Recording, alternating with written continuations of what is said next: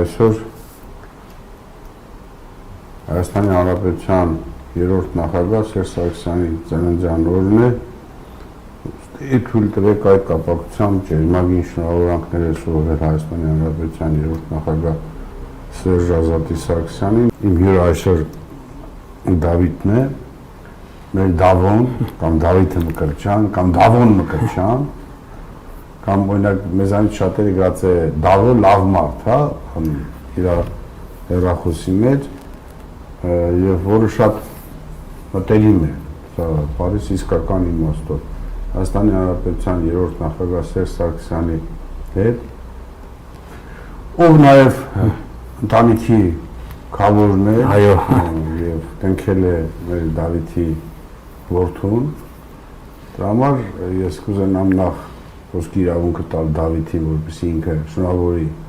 Հանրապետության երրորդ նախագահ տվյալ պարագայում նաև իր ընտանիքի քավոր Սերժ Ազատի Սարգսյանի ծննդյան օրվա կապակցությամբ իր մաղթանքներն ասնի, որից հետո կանցնենք արդեն մնացած թեմաների։ Շնորհակալ եմ, պարոն Իսագուլյան,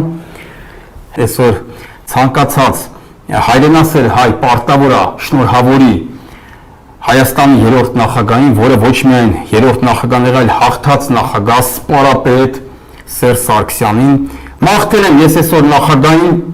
հիմա այստեղից մաղթեմ, որ Սերժ Սարգսյանի ծնունդը չեմ կարող ասենք, որի օր տարեդարձը կլինի դա, բայց ես հավատում եմ ու վստահ եմ, որ Սերժ Սարգսյանի